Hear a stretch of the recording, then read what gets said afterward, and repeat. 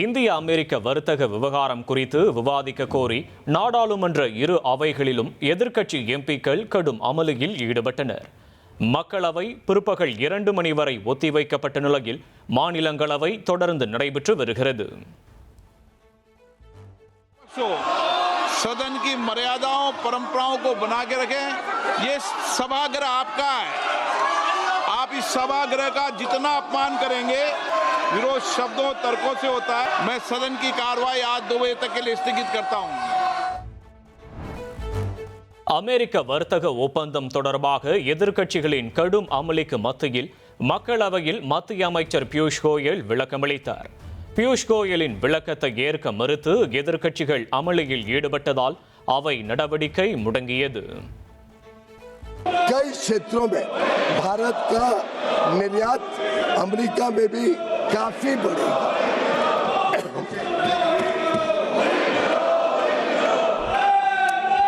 विश्व की सबसे बड़ी अर्थव्यवस्था के साथ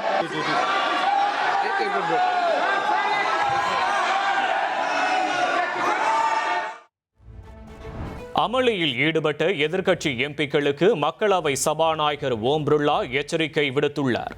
எதிர்க்கட்சிகள் அவையை அவமதிப்பதாகவும் அவையில் பதாகைகளை காட்டுவது விதிகளுக்கு எதிரானது என்றும் கூறினார். குடியரசுத் தலைவர் உரைக்கு நன்றி தெரிவிக்கும் தீர்மானம் மீது விவாதம். எம்பிக்களின் கருத்துக்கு மக்களவையில் பிரதமர் மோடி இன்று மாலை 5 மணிக்கு பதிலுரை ஆற்றுகிறார். மக்களவையிலிருந்து சஸ்பெண்ட் செய்யப்பட்ட 8 எம்பிக்கள் ராகுல் காந்தி தலைமையில் நாடாளுமன்ற வளாகத்தில் போராட்டத்தில் ஈடுபட்டனர். பதாகைகளை ஏந்தி தர்ணா போராட்டத்தில் ஈடுபட்ட எம்பிக்கள் அவை நடவடிக்கைக்கு எதிராக கண்டனம் முழக்கமிட்டனர்.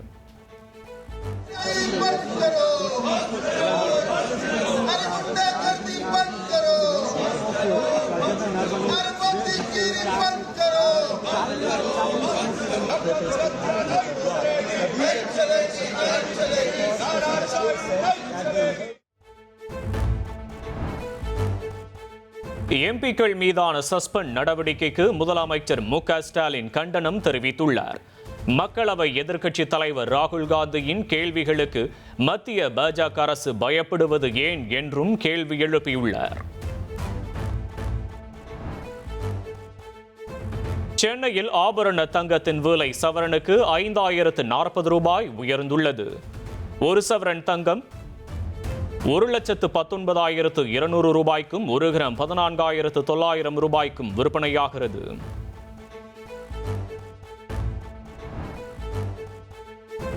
வெள்ளி விலை கிலோவுக்கு இன்று 20,000 உயர்ந்துள்ளது.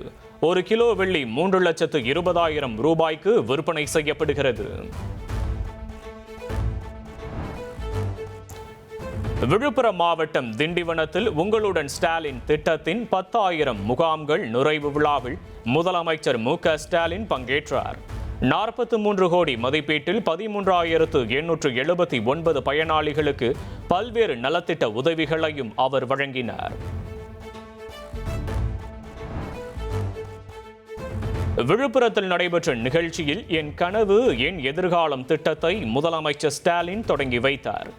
திண்டிவனத்தில் 26 கோடி மதிப்பில் கட்டப்பட்ட புதிய பேருந்து நிலையத்தையும் திறந்து வைத்தார்.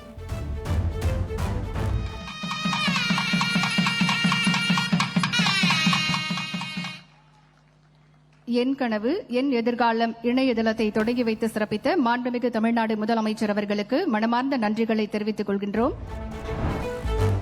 உங்களுடன் ஸ்டாலின் திட்டத்தை நிறுத்த சிலர் உச்சநீதிமன்றம் சென்றதாக அதிமுக மீது முதல்வர் ஸ்டாலின் மறைமுகமாக சாடியுள்ளார்.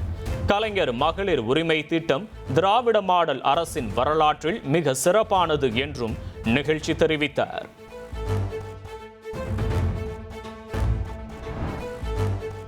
மத்திய பாஜக அரசும் அதன் கூட்டணி கட்சிகளும் தமிழகத்தின் வளர்ச்சியை கெடுத்து வருவதாக முதலமைச்சர் ஸ்டாலின் குற்றம் சாட்டியுள்ளார்.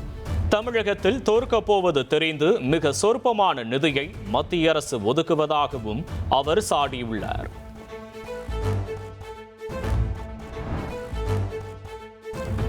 அதிமுக தலைமையிலான கூட்டணி ஆட்சிக்கு வந்தால் மாணவர்களின் கல்விக் கடன் ரத்து செய்யப்படும் என்று எடப்பாடி பழனிசாமி அறிவித்துள்ளார். சென்னையில் அதிமுக தலைமை அலுவலகத்தில் மாவட்ட செயலாளர்களுடன் ஆலோசனை மேற்கொண்ட அவர் 2ஆம் கட்டமாக 5 தேர்தல் வாக்குறுதிகளை அறிவித்துள்ளார்.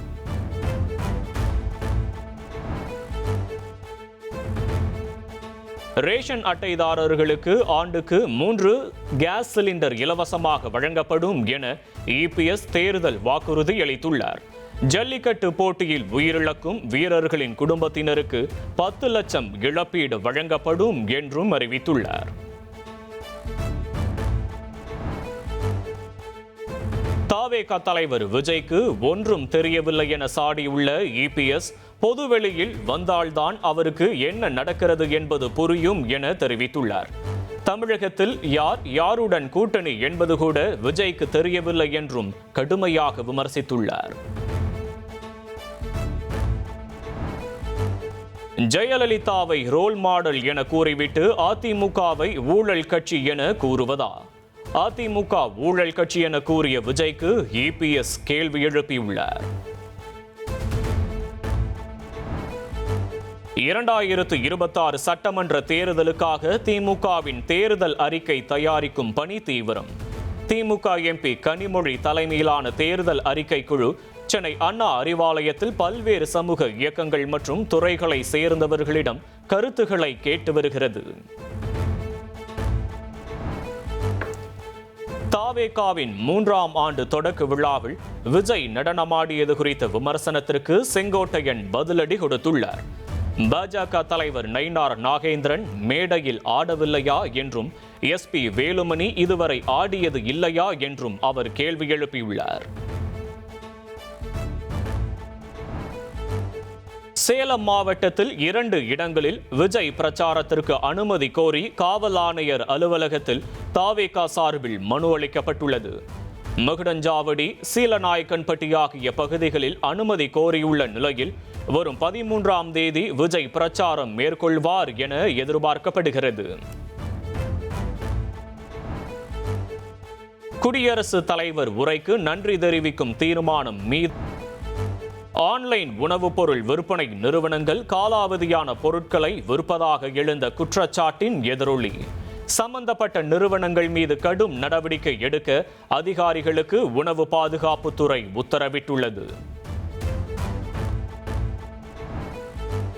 நெல்லை சமபந்தி விருந்தில் நரிக்குறவர் சமூக சிறார்கள் புறக்கணிக்கப்பட்டதாக எழுந்த சர்ச்சை. உணவு முடிந்த பின் வந்த சிறார்களிடம் முறைப்படி தெரிவித்ததாக நெல்லை மேயர் விளக்கமளித்துள்ளார்.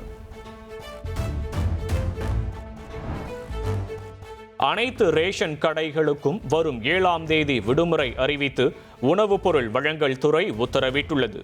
கடந்த ஜனவரி 9ஆம் தேதி பொங்கல் பரிசு தொகுப்பு வழங்குவதற்காக ரேஷன் கடைகள் செயல்பட்ட நிலையில் அதனை ஈடு செய்ய விடுமுறை அறிவிக்கப்பட்டுள்ளது.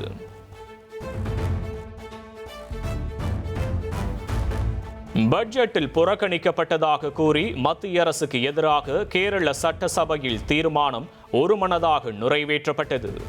முதல்வர் முன்மொழிந்த தீர்மானம் எதிர்க்கட்சி உறுப்பினர்கள் இல்லாத நிலையில் ஆளுங்கட்சி உறுப்பினர்களின் ஆதரவுடன் நிறைவேறியது. மத்திய பிரதேசம் இந்தூரில் பைக் டாக்ஸி புக் செய்த 17 வயது சிறுமி பைக் ஓட்டுநரால் பாலியல் வன்கொடுமைக்கு உள்ளான சம்பவம் அதிர்ச்சியை ஏற்படுத்தியுள்ளது. பைக் ஓட்டுநரை போக்சோ சட்டத்தின் கீழ் கைது செய்து போலீசார் நடவடிக்கை எடுத்துள்ளனர். வங்கி முறைகேடு வழக்கில் தொழிலதிபர் அனில் அம்பானி நாட்டை விட்டு வெளியேற உச்சநீதிமன்றம் தடை விதித்துள்ளது. வழக்கை விசாரிக்க சிறப்பு குழுவை அமைக்கவும் அமலாக்கத்துறைக்கு உத்தரவு பிறப்பித்துள்ளது.